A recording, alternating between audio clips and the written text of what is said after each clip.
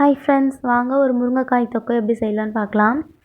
First எண்ணெய் ஊற்றி கடுகு போட்டு நல்லா பொரிஞ்சு வந்ததும் கருவேப்பிலை கொத்தமல்லி போட்டு நல்லா பொரிஞ்சு வந்ததும் வெங்காயம் சேர்த்து நல்லா வதக்கிட்டே இருக்கணும்.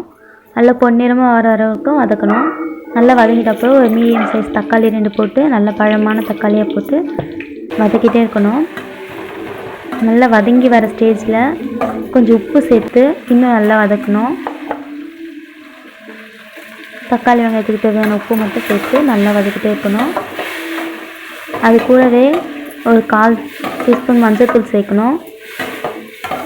மஞ்சள்தூள் எல்லா சமையலையும் யூஸ் பண்ணலாம், நல்லது, டேஸ்ட்டாகவும் இருக்கும்.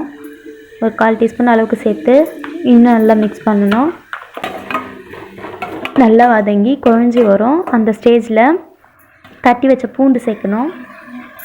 பூண்டு சேர்த்துட்டு நல்லா வதக்கி விட்டுட்டோன்னா அது ஒரு பச்சை ஸ்மெல் போயிடும். அது போகிற அளவுக்கு வதக்கணும். அப்புறம் தேவையான அளவுக்கு மிளகாத்தூள் சேர்க்கணும். மிளகாத்தூள் சேர்த்துட்டு நல்லா வதக்கிட்டே இருக்கணும்.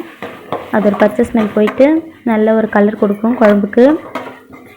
தேவையான அளவுக்கு தண்ணி ஊற்றி நல்லா வதக்கிட்டு வேக வச்ச முருங்கைக்காய் போட்டு நல்லா வதக்கிட்டே இருக்கணும். இது தக்காளி சாதம், தயிர் சாதம், ரசம், சாம்பார் எல்லாத்துக்கும் டேஸ்ட்டாக இருக்கும். சூப்பரான சைட் டிஷ்ஷாக இருக்கும். இது நல்லா வதக்கிட்டு சர்வ் பண்ண வேண்டியதுதான். பிடிச்சிருந்தா வீடியோ லைக் பண்ணுங்கள், சப்ஸ்கிரைப் பண்ணுங்கள்.